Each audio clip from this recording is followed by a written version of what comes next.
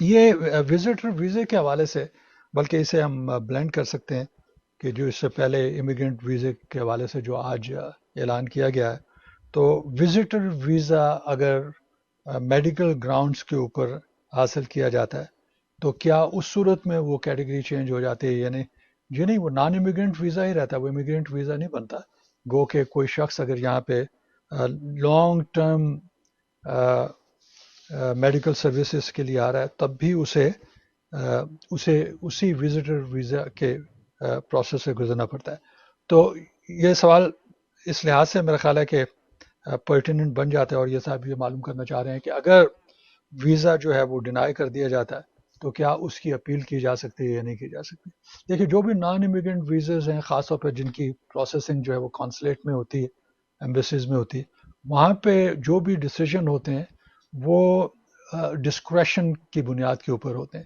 اور پھر دوسرا یہ ہے کہ یہ اسے رائٹ، اس کو حق نہیں مانا جاتا، کہ یہ کوئی قانونی حق نہیں ہے، کوئی لیگل رائٹ نہیں ہے کہ ہر صورت میں جو ہے وہ اپلیکیشن جو ہے ٹیمپریری ویزے کے لیے جو اپلائی کی گئی اس کی پروسیسنگ کی جائے اور اسے اپروو کیا جائے۔ یہ ایک پریولیج ہے، جو پریولیج دیا جاتا ہے۔ تو کسی وقت یہ ہوتا تھا کہ اگر لیٹ سے کہ کونسل آفیسر نے جو ڈیسیجن کیا ہے وہ اتنا آؤٹ ریجس ہے، تو اس صورت میں پھر ڈپارٹمنٹ آف اسٹیٹ نے ایک سیل بنایا ہوا تھا کہ جہاں پہ آپ یہ بات وہاں تک پہنچا سکتے ہیں۔ اور کچھ اکا دکا کیسز ہوتے ہیں سینکڑوں میں، جس میں ان کی طرف سے یہ ریویو کیا جاتا تھا، اور اس کے ساتھ ہی ان کی طرف سے اوپینین آ جاتی تھی کہ جناب اس اوپینین کے مطابق جو ہے یہ جو ڈیسیژن کیا گیا تھا اس میں فلاں فلاں فلاں جو ہے وہ کمی ہے، وغیرہ وغیرہ۔ لیکن ایسا پاسبل نہیں ہے کہ کسی کورٹ کے اندر جو ہے اپلائی کیا جا سکے۔ لیکن جس طرح سے آپ نے سوال پوچھا ہے، احتشام صاحب کا سوال ہے کہ وزٹر ویزے اگر کسی شخص کے پاس موجود ہے تو وہ میڈیکل اسسٹنس حاصل کرنے کے لیے آ سکتے ہیں، اور اگر میڈیکل اسسٹنس جو ہے وہ کی بنیاد کے اوپر وہ ویزے کے لیے اپلائی کرنا چاہ رہے ہیں تب بھی ویزے کے لیے اپلائی کر سکتے ہیں۔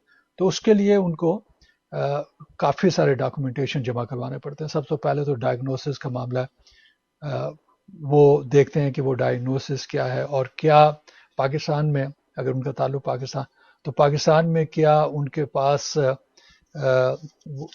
جو ہاسپٹل ہے ان کے پاس وہ فیسلٹی اویلیبل ہے یا نہیں ہے۔ اگر وہ فیسلٹی اویلیبل نہیں ہے تو پھر یہ سمجھ لیجئے کہ ایک قدم وہ آگے بڑھتے ہیں۔ اس کے بعد دوسرا یہ، اس کے لیے تمام ڈاکومنٹیشن ہونے چاہیے جو یہاں پہ ریویو ہوں ہاسپٹل کے ذریعے سے اور ڈاکٹرز کے ذریعے سے، جو یہ کہہ سکیں کہ جی ہاں ہم یہ علاج کرنے کے لیے تیار ہیں اور یہاں پہ یہ علاج ہو سکتا ہے۔ اور سب سے آخر لیکن سب سے اہم وہ یہ کہ اس کی فنڈنگ کہاں سے ہوگی، اس کی فائنانس کیا ہوگی۔ کئی دفعہ یہ ہوتا ہے کہ کچھ ٹیچنگ ہاسپٹل جو ہے وہ اس قسم کے پیشنٹس لے لیتے ہیں اس لیے کہ ان کے لیے یہ بڑی کوئی انہونی سی انفارچونیٹلی ان ویلنس ہے، یا جو ڈیزیز ہے جس کے بارے میں مزید ریسرچ وغیرہ ہو رہی ہے، اور اس ریسرچ کے لیے وہ فنڈنگ بھی ان کے پاس موجود ہوتی ہے۔ تو یہ ایک راستہ نکل جاتا ہے جس کے ذریعے سے اس معاملے کو جو ہے وہ آگے بڑھایا جا سکتا ہے۔ اچھا جناب، یہ کویشچن جو ہے امیگریشن سے ہٹ کے ہے، یہ ایک انکنٹیسٹڈ ڈیورس کے بارے میں ہے، اور یہ خاتون کہہ رہی ہے کہ مجھے یہاں آئے ہوئے تقریباً 4 ایئرز ہو چکے ہیں، اور مجھے گرین کارڈ مل گیا ہے، اور اس میرج سے میرے 2 بچے ہیں، اور لیکن اب ہمارے تعلقات اتنے خراب ہو گئے ہیں، ہمارے سے مراد ہسبینڈ اور وائف کے تعلقات اتنے خراب ہو گئے ہیں کہ وہ کہہ رہی ہیں کہ ہم ڈیورس کی طرف جانا چاہ رہے ہیں، اور میرے ہسبینڈ جو ہے وہ یہ کہہ رہے ہیں کہ اس کو انکنٹیسٹڈ ڈیورس میں، کیونکہ ہم دونوں راضی ہیں اس بات کے لیے، تو اس کو انکنٹیسٹڈ ڈیورس کے طور پہ فائل کیا جا سکتا ہے۔ تو دیکھیے، اگر انکنٹیسٹڈ ڈیورس آپ فائل کرتے ہو، خاص طور پہ ایسی کہ ڈیورسز کے جس میں میرج کی مدت بہت ہی کم ہے، اور اس میں سے کوئی بھی اس میرج سے کوئی بھی چلڈرن نہیں ہے، اور کسی قسم کی جو ہے وہ پراپرٹی وغیرہ نہیں ہے، تو پھر اٹ بیکمز ویری ایزی، کیونکہ اس میں کوئی بھی ایسی چیزیں نہیں ہیں کہ جن کے بارے میں جو ہے اسٹیپولیشن کی ضرورت ہو، صرف ڈیورس کا معاملہ ہوتا ہے۔ لیکن جس وقت بچے آ جاتے ہیں تو بچوں کے ساتھ جو ہے وہ اور بہت سے ایشوز جو ہے وہ ہمارے سامنے کھڑے ہو جاتے ہیں کہ یہ ان بچوں کی کسٹڈی کس کے پاس ہوگی، اور یہ کسٹڈی کس قسم کی ہوگی، اور اس کے علاوہ جو ہے جو بچوں کی سپورٹ ہے، وہ بچوں کی سپورٹ کون، فائنینشیل سپورٹ کی میں بات کر رہا ہوں. تو صرف انکنٹیسٹڈ ڈیورس جو ہے فائل کرنا اور ان ایشوز کو اگنور کرنے سے جو ہے معاملات جو ہے وہ بہت کمپلیکیٹڈ ہو جاتے ہیں. اور کئی دفعہ جس وقت آپ، کیونکہ ہر اسٹیٹ کے قانون مختلف ہیں، تو کچھ اسٹیٹ میں ایسے بھی ہیں کہ ججز اس کو ایکسیپٹ کرنے کے لیے بھی تیار نہیں ہوتے، اور کچھ اسٹیٹ ایسے ہیں کہ جس پہ اسٹیپولیشن کی ضرورت ہوتی ہے بڑی واضح طریقے سے کہ وزیٹیشن رائٹ کیا ہوں گے، کسٹڈی رائٹس کیا ہوں گے، بچوں کی فائنانشیل ان کی جو رسپانسبلٹی ہے وہ کون پے کرے گا، دونوں پارٹیز کی فائنانشیل سچویشن کیا ہے، کیا وہ امپلائڈ ہیں، ان امپلائڈ ہیں، اور تو یہ تمام چیزیں سامنے رکھ کے جو ہے وہ ڈیسیجن کرنا ہے. تو میری ایڈوائز یہ ہوگی کہ کیونکہ دو کوشچن ہے، ایک آپ کی طرف سے جنہوں نے یہ لکھا اور دوسرا ایک خاتون کی جانب سے، تو اس میں یہ کیا جا سکتا ہے کہ آپ اس کو جو ہے تفصیل سے دیکھیں، اور کسی بھی میٹرمونیل لائر سے جو ہے وہ اس کے بارے میں مشورہ کرنے کے بعد ہی کوئی قدم اٹھائے. میں آپ کو اسٹرانگلی یہی اس کے بارے میں ایڈوائز کروں گا.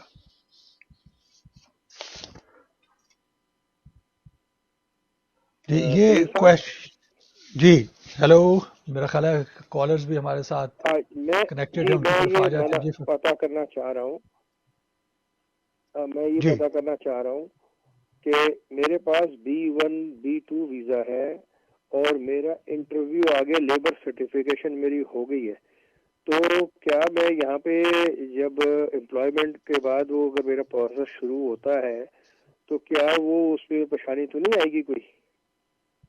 نہیں اچھا، تھوڑا سا میں ریپیٹ کرنا چاہوں گا. آپ کہہ رہے ہیں کہ آپ کی لیبر سرٹیفکیشن پینڈنگ ہے یا ہو گئی ہے؟ نہیں، ہو گئی ہے اور میرے اوکے پاس B1 B2 کا اسٹیٹس ہے. اوکے تو اوکے تو جو لیبر سرٹیفکیشن تو کس اگر میں کیٹیگری میں ہے آپ؟ جی جی وہ لیبر سرٹیفکیشن اپروو ہو گئی ہے، میرے پاس B1 B2 کا اسٹیٹس ہے. ابھی میں ایڈجسٹمنٹ اسٹیٹس یا جاب آفر مجھے جیسی ہوتی ہے تو کیا میرا وہ سلسلہ چل سکتا ہے یہاں پہ موجودہ یا حالات کو سامنے رکھتے ہوئے؟ ویل یہ یہ آپ نے بالکل درست کہا، جو موجودہ حالات ہیں. دیکھیں لیبر سرٹیفکیشن جو ہے وہ امیگریشن، آپ کو کوئی بھی امیگریشن اسٹیٹس نہیں دیتا، آپ کو معلوم ہوگا. لیبر سرٹیفکیشن سے، لیبر سرٹیفکیشن آپ فائل نہیں کرتے، لیبر سرٹیفکیشن جو ہے آپ کا امپلائر فائل کرتا ہے. اور امپلائر لیبر سرٹیفکیشن فائل کرنے کا اس کا مقصد یہ ہوتا ہے کہ یہ ڈٹرمن کر سکے کہ جس فیلڈ کے اندر آپ اپلائی کرنا چاہ رہے ہیں فیوچر میں، اس اس اس فیلڈ کے اندر جو ہے امریکن ورکرز کی شارٹیج ہے یا نہیں ہے. تو لیبر سرٹیفکیشن جب آ جاتی ہے تو لیبر سرٹیفکیشن یہ کہتی ہے کہ جناب اس ایریے میں شارٹیج ہے، اور اب امپلائر جو ہے اس فیلڈ میں، اس پروفیشن میں، اور یہاں پہ جو ہے وہ شارٹیج ہے، اور اب امپلائر جو ہے وہ ورکر جو ہے وہ ہائر کر سکتا ہے. تو اس صورت میں اگر آپ کو جاب آفر مل جاتی ہے تو پھر وہاں سے امیگریشن کا پروسیس شروع ہوتا ہے. تو ایک تو یہ بات ذہن میں رکھیے کہ لیبر سرٹیفکیشن آپ کا نہیں ہے، لیبر سرٹیفکیشن آپ نے فائل نہیں کی اپنے لیے، یہ امپلائر نے فائل کیا ہے راستہ ہموار کرنے کے لیے، صاف کرنے کے لیے. دوسرا یہ ہے کہ جو B1 B2 ہے وہ وزٹر ویزا ہے. تو B1 B2 کی جو ویلیڈیٹی ہے وہ اس وقت تک ہونی چاہیے کہ جب تک آپ کا امیگریشن کا انٹرویو نہیں آتا. امیگریشن کے انٹرویو کے وقت تک، ان ادر ورڈز، آپ کا جو ہے وہ لیگل سٹیٹس یہاں پہ ہونا چاہیے. لیکن اس دوران میں اگر B1 B2 ایکسپائر ہو جاتا ہے تو پھر یہ راستہ جو ہے آپ کے لیے بند ہو جاتا ہے. دوسری بات جو آپ نے ذہن میں رکھنی ہے کہ اس دوران میں آپ نے ٹریول کیا ہے یا ٹریول نہیں کیا ہے، اور اگر آپ متواتر ٹریول کر رہے ہیں اور ٹیمپریری ویزے کے اوپر کر رہے ہیں، اور انٹینشن آپ کی یہ ہے کہ آپ یہاں پہ مستقل رہائش کی تلاش میں یہاں پہ مستقل جاب لینا چاہتے ہیں، تو پھر یہ پوائنٹ جو ہے آپ کے اگینسٹ چلا جاتا ہے. تو میں یہ چاہوں گا کہ آپ کسی بھی امیگریشن اٹرنی سے جو ایکسپیرینس ہے اس میں، وہ کہ یہ بڑا آسان سا آپ کا سوال ہے، لیکن اس میں بہت ہی باریک باریک پوائنٹ، اور خاص طور پہ یہ پوائنٹ کہ آج کے حالات میں کیا ہوگا. تو you need to have a full consultation. اگر آپ مجھ سے بات کرنا چاہ رہے ہیں، میرا نمبر اسکرین پہ آپ دیکھ سکیں گے، موسٹ ویلکم، کال کر لیجئے اور اپوائنٹمنٹ لے لیجئے تاکہ تفصیل سے آپ سے بات ہو سکے. جی ہمارے ساتھ ایک کالر ایک اور بھی موجود ہیں، ان کی طرف آتے ہیں. جی فرمائیے آپ کا سوال. ویلکم ٹو دا شو. جی السلام علیکم سر، کیسے ہیں آپ؟ ٹھیک ہیں ہیلو. جی السلام جی علیکم. سوال کیجئے، آپ کنیکٹڈ ہیں.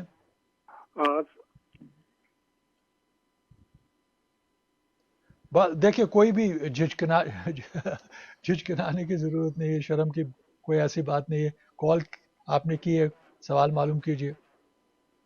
ہیلو. اچھا، کال ڈراپ ہوگی اور میرا خیال ہے کہ ہمارے پروگرام کا وقت بھی ختم ہونے والا ہے. اوکے، تو ناظرین اس میں ایک دو سوال آپ کے رہ گئے ہیں، اس کو نیکسٹ ویک کور کریں گے. اور خاص طور پہ جو پروگرام کے شروع میں میں نے بات کی تھی 7 کنٹریز کی، کہ جہاں سے امیگرنٹ ویزے پہ آنے والے لوگوں کو عارضی طور پہ ان پہ اس پروسیس کو جو ہے روک دیا گیا، اس کی کیا پیش رفت ہوتی ہے، اس پہ بات ہو سکے گی. اس وقت تک کے لیے سلیم رضوی کو اجازت دیجیے. خدا حافظ.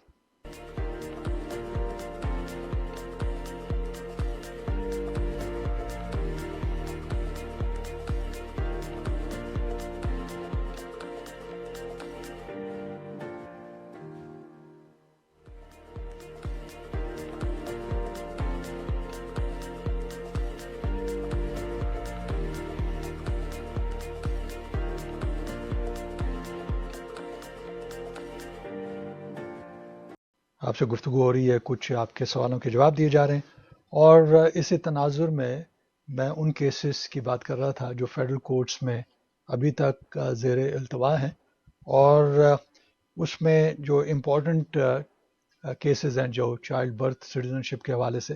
اب اس سلسلے میں کیا ہوگا، اور میں نے یہ بتایا تھا کہ آئندہ فیو منتھس کے اندر جو ہے میرٹ کے اوپر سپریم کورٹ اس کا ڈیسیژن کر دے گی. اس کے علاوہ بانڈ ہیئرنگ کے حوالے سے میں نے کچھ باتیں بتائیں آپ کو. اور اسی طرح سے ایک اور کیس جو تھا وہ اسائلم کی فیس کے بارے میں تھا، تو اس کی کلیریفیکیشن میں دوبارہ آپ کو دینا چاہ رہا ہوں کہ اس میں جو دو کیٹیگریز مقرر کی گئی تھی، کہ ایک جو اینول فیس ہے اور دوسری فیس جو ہے وہ نئی اپلیکیشن کے ساتھ ہے.